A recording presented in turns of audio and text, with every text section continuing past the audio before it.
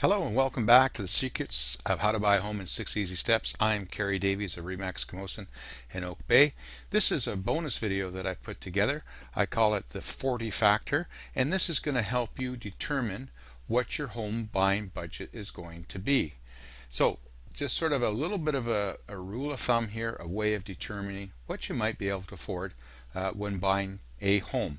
So the first thing you want to do is you want to take your gross yearly income of you and your spouse, that's your household income, and then divide it by 40. So let's get the calculator out here. Let's say that your income is $65,000 per year and your spouse is making $75,000 a year. Remember, gross income. Add them both together. That gives us a total of $140,000. And here's where the 40 factor comes in. We want to divide that yearly total by 40, and it's going to give us a monthly total, $3,500. That's $3,500 that you could afford on a monthly basis when purchasing a home. Now, remember, it's just a bit of a guideline here. Other factors come in, like how good your credit is. Do you have any other loans, lines of credits, credit card debt, personal loans, car loans, that sort of thing. All those type of things are going to affect that.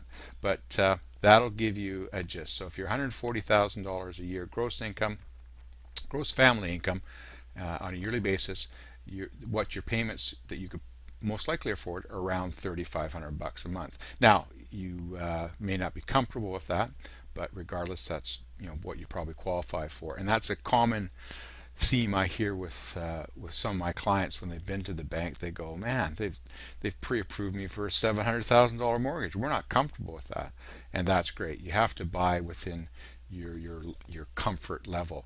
So let's just give one other example here. Let's say you're making $47,000 a year and your spouse works part-time, is making $26,000 a year.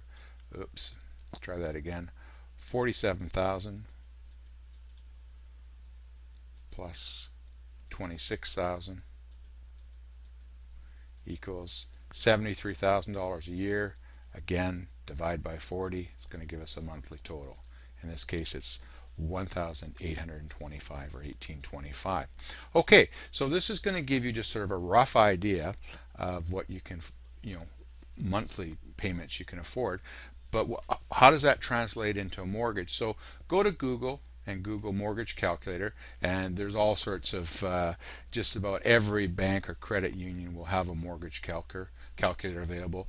So will some of the mortgage brokers. What I've done here is I just went to CMHC, which is Canada Mortgage and Housing Corporation, and they've got a mortgage calculator there. So the interest rate I've plugged in is 3.5%. That is kind of what you get for a 5-year term right now. Probably actually a little bit in the high side, but let's start off with that. And let's say that your mortgage amount, this is not the purchase amount, this is the mortgage amount. So let's say your mortgage is going to be $275,000. 1, 2, 3. And if I click this, I'm going to put this back to 25 years. See, once I hit that. So 275 at 3.5%, your monthly payments are going to be $1,379. $72 probably and 99 cents, and then you can play with it. You can see what a bi-weekly payment, a weekly payment would be, and there's all sorts of the other good tools in here. You can actually go up to a 30-year amortization rate, and it brings your payments down, but also is going to increase the amount of interest. So there's lots of things to look at here. I'm not going to get into great detail, but it's fun things to play with here. Just in case if you don't know what amortization means, that means if it's a $275,000 mortgage and for 30 years you've got the same interest rate, that's what your monthly payment is going to be, and it's going to take you 30 years to pay off that amount. So that's why some people, they want to get their house paid off in 20 years. Their payment's going to be more, but they're going to get paid off 5, 10 years quicker. Let's just try one other amount here. Let's go back to 25. 25 is pretty common. Let's go to a higher mortgage here. Let's say you're buying a 500, your mortgage is going to be 550, which is not uncommon these days. Let's click on the monthly thing, and your payments are going to be $2,745. All right, so good website to go. I'm just going to show you one other thing here. Let's just shrink this down here. I want to shrink. Also at the CMHC website, there's this premium calculator. This is, I don't know why it's off to the side like this, so hopefully you can see it well, but it's just the way it is. So what this is, if you don't have at least 20% down on the purchase price, so if it's a $400,000 home and you have less than 80,000 to put down, which is 80,000 is 20%, then the loan will have to be insured.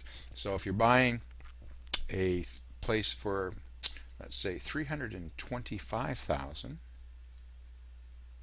and you have 25,000 to put down, it's going to tell you how much the premium is, and we can calculate it by clicking here.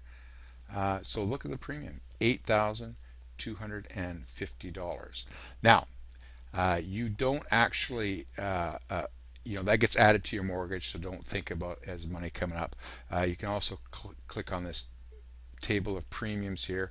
Probably just going to confuse us more here, but this is sort of the sliding scale.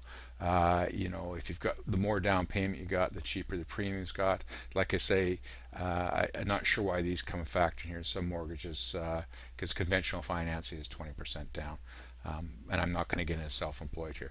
But anyways, good website to go to, CMHC, Canada Mortgage and Housing Corporation. It's lots of good information there, and definitely worth checking out. Thanks for joining me once again, and remember, just by calling me at 370-7788 anytime, I'll answer your questions as best I can. Have a great day.